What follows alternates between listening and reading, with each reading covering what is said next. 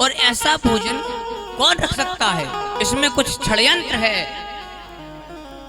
इस भोजन में पक्के में जहर मिला दिया होगा किसी ने और रख दिया है कि जी आएंगे खाएंगे मर जाएंगे, जितना इनका माल है वो सब लेके हम चले जाएंगे। तो सब सहमत हो गए कि हाँ तुम जरे बुद्धिमान हो, देखो कौन कहाँ है। तब तक डाकू ने ऊपर देखा तो वो ऊपर से कप कपाने लगे कि अब गए काम से। तो एक ने बंदूक निकाली, बोले आ जाओ नीचे, नहीं तो यहीं से मारूंगा तो वहीं से नीचे अपने आप आ जाओगे। अब वो कह रहा है कि देखो हमने भोजन नहीं, क्योंकि सारी की सारी बात सुन रहा था वो, कारण क्या है? तो वो कहने लगा हमने भोजन नहीं बनाया और ना हमने खाया है ना रखा है। नीचे बुलाया गया उसके लिए। अब डाकू बोले खाओ, तो वो खाए ना, कहीं खाओ। अब वो खाने के लिए तैयार नहीं, तो सरदार ने कहा कि इसको मार मार के खिलाओ। तो फिर मार मार के उसको खिलाया गया। अब जहर तो उसमें था नहीं, कुछ नहीं हुआ उसको। वापस महात्मा जी के पास पहुंचा और कहने लगा महाराज आज से हम सारी दुनिया गृहस्थीदारी सब छोड़ दी है, अब हम आपके चरणों में हैं। क्यों? कि हमने जान लिया है कि होता वही है जो भगवान की इच्छा होती है। बिना प्रभु के कारण कोई कुछ नहीं कर सकता और परमात्मा जो चाहते हैं वही होता है। आपने सत्य कहा था, आपका राम का नाम सत्य है और आप सत्य हैं, तो स्वतः ही उसके लिए वैराग्य हो गया। बोलिए राधे राधे। तो बाबा सुखदेव कहते हैं कि ब्रजमंडल में अभी भी धूल उड़ रही थी। क्या हो रही थी? धूल उड़ रही थी। तो इंद्र के द्वारा पूजन किया गया, भगवान का नाम गोपाल हुआ। तो परीक्षित ने पूछा कि भगवान ये बताओ कि इतना जो बारिश हुई है, बारिश का पानी कहाँ चला गया? आप लोगों को पता है कहाँ गया था पानी? है पता? इतनी कथाएं चल रही हैं आज संसार के अंदर, दिन भर आस्था, संस्कार, साधना, नाना प्रकार के चैनलों पर, यूट्यूब पर, कहाँ आपका ध्यान रहता है? फिर सीरियल भी नाना प्रकार के चल रहे हैं ना। कौन कौन से चैनल पे आते हैं सीरियल?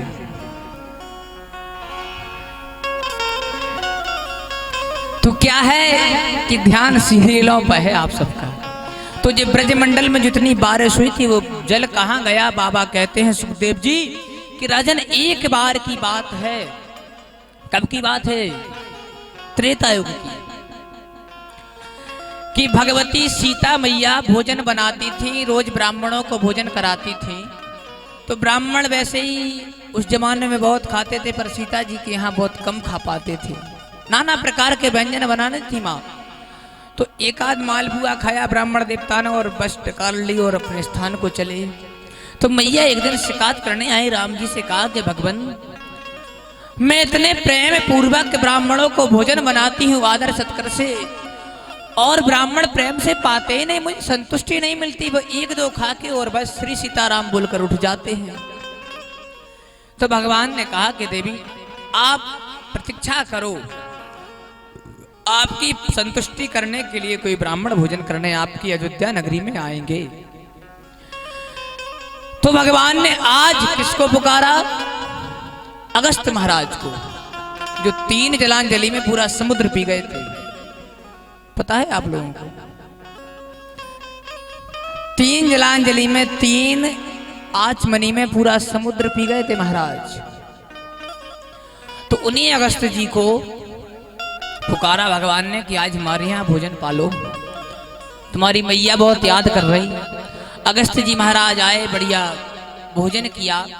अब माँ भगवती ने एक ब्राह्मण के हिसाब से 4 ब्राह्मणों का बनाया होगा कि कितना खाएंगे। कोई 4 रोटी खाता हो तो 10 रोटी बना लेंगे, इतने में तो उसकी हो ही जाएगी पर्याप्ति। मैया ने नाना प्रकार के व्यंजनों को थाल में सजा कर रखा। तो अगस्त्य जी महाराज, मैया रखी और अगस्त्य महाराज खा गए। मैया ने फिर बनाया, अगस्त्य महाराज फिर खा गए। अब मैया सीता जी भी बना बना कर हारने लगी। यहाँ परसने आने पड़ता और वहां बनाना भी पड़ता। तब मैया ने रिद्धि सिद्धि को बुलवाया, गणेश जी महाराज को बुलवाया, भरत शत्रुघ्न इत्यादि सभी सेवा में लग गए। कोई आटा गूंथने लगे, कोई गणेश जी महाराज कढ़ाई पर बैठ गए, रिद्धि सिद्धि सब तैयारी, 56 व्यंजन। अब होता क्या कि सीता जी जैसे ही थाल में रखती और पलटती, इतने में अगस्त जी साफ कर जाते उसको। फिर वही हुआ, अब सीता मैया परेशान हो गई, रिद्धि सिद्धि सभी हार गए, परास्त हो गए कि अब हमारे बस का नहीं कि अगस्त जी महाराज को हम प्रसन्न कर दें। तो मैया ने कहा कि ब्राह्मण देवता भगवान जल ग्रहण कर लो, थोड़ा जल भी पान कर लो। तो अगस्त जी कहने लगे मैया अभी आधा पेट नहीं भरा, जब आधा पेट भरेगा तब तो जल पिएंगे हम। तो अब और सीता मैया को बड़ा अचरज के, अभी तो महाराज जी का हाफ नहीं हुआ, फुल की तो बात बड़ी बात हो गई, हाफ में ये पूरा साफ कर गए, फुल में क्या करेंगे। तो फिर राम जी के चरणों में पहुंची मैया और कहने लगी प्रभु ऐसी परीक्षा ना लो। तो भगवान राम ने एक तुलसी का दल उठाया और कर दिया कि जाओ अगस्त जी की थाल में परोस देना। तो अगस्त जी महाराज की थाल में जैसे तुलसी का दल परोसा तो अगस्त जी महाराज की भूख मिट गई, पर्याप्त तृप्ति हो गई, बोलने लगे श्री सीताराम, उठ गए। अब राम जी ने कहा मन में ही कह दिया कि अभी जाओ, अभी तो भोजन करा दिया है, पानी अभी नहीं पिलाएंगे, एक जब हमारा दूसरा अवतार होगा कृष्ण अवतार में तब तुम्हें जल पिलाएंगे हम। तो आज जब गिरिराज जी भगवान को उठाया तो शेष नाग ने तो अपनी कड़नियां कर ली, कैसी राउंड लगाकर बैठ गए, कहां पर्वत के। तो जिसमें राउंड था वो शेषनाग का पूरा गोला था, तो उससे बाहर जल नहीं जा पाया, जितना जल गिरा वहीं सीमित रह गया। और अगस्त जी महाराज को बुलाया भगवान कन्हैया ने कि आ जाओ, आज जल पी लो। तो बाबा कहते हैं कि सारे का सारा जितना इंद्र ने प्रलय काल के मेघों से जल को बरसाया, पूरा अगस्त जी महाराज पी गए। कौन पी गए पता चल गया, अब नहीं भूलना। बोलो राधे राधे राधे राधे। इसके बाद भगवान का अभिषेक हुआ, भगवान सबने भगवान की पूजा की। तो बड़ा ही पुण्य फल की प्राप्ति होती है। महाराज गिरिराज जी की जो यात्रा करते हैं, परिक्रमा लगाते हैं, आप लोगों में से कितने लोग लगा चुके हैं अभी गिरिराज जी की परिक्रमा? कितनी कितनी परिक्रमा की? कितनी? पैदल की या वाहन के द्वारा? पैदल। कितने किलोमीटर है?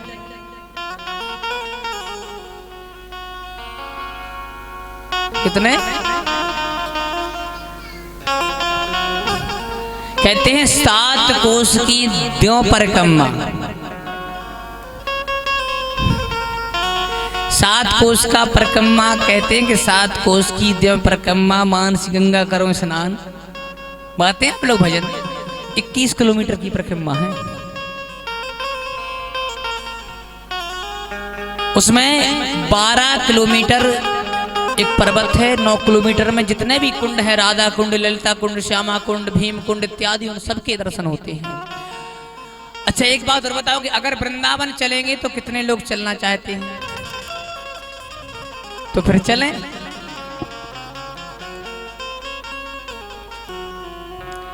देखो अगर प्रभु जी की कृपा होती है, श्री ठाकुर जी की, और हम और सबके ऐसे भाग्य होंगे तो आने वाले जून के महीने में वृंदावन चलने की, ले जाने की सबकी चल रही है। बाकी हमारे और आपके पुण्यों के ऊपर होता है कि यदि ऐसे पुण्य होंगे कि हम वहां बैठकर कथा श्रवण कर पाए, ठाकुर जी की इतनी कृपा हमारे ऊपर होगी कि बुला लेंगे तो अपन जून के महीने में चलेंगे, नहीं तो राधे राधे। फिर जब बुलाएंगे तब चलेंगे। तो भगवान आए, सब अब भगवान को बड़े आदर सत्कार से मानने लगे कि नहीं, ये तो कोई परमात्मा है हमारे बीच। सबके मन में भ्रम हो गया कि ये साक्षात परमात्मा है। क्यों कि इसकी तो कामधेनु के द्वारा अभिषेक हुआ है, उसके दुग्ध के द्वारा सप्तऋषियों ने, इंद्र ने इसकी पूजा की। इस साधारण नंद का लाला नहीं है। तो फिर सबसे भगवान कन्हैया कहने लगे कि देखो मैं कोई भगवान नहीं हूं, ये तो मेरे गिरिराज ने एक मंत्र दिया था जिसके कारण मैंने पर्वत उठा लिया था। और कहते हैं कि जितना मैंने चोरी का माखन खाया है, इसका भी बहुत बल है मेरे अंदर। उस बल की सहायता से, कुछ राधा रानी की कृपा से और भगवान गिरिराज जी के उस मंत्र के द्वारा ही मैंने पर्वत को उठा लिया। सुखदेव जी कहते हैं कि राजन, एक दिन, एक बार की बात है, यमुना तटम प्रातःकाल, यमुना के किनारे एक बार क्या हुआ कि अर्धरात्रि में, अब यहाँ एक जल की बड़ी महिमा है और मंदिरों की एक बड़ी गरिमा कही गई है। ऐसा नहीं है कि हम किसी भी समय जल के अंदर प्रवेश कर जाए। गंगा, सरस्वती, गोदावरी इत्यादि जो नदियां हैं, उनका एक निश्चित समय होता है, और सरोवरों का, ऐसी मंदिरों का। अब ऐसा नहीं कि हम 2 बजे उठकर भी जल चढ़ाने पहुंच जाए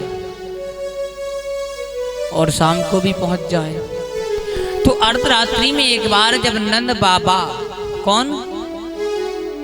नंद बाबा अर्धरात्रि में जब यमुना के किनारे, यमुना में स्नान करने गए, तो उनके लिए वरुण के दूत पकड़ के ले गए।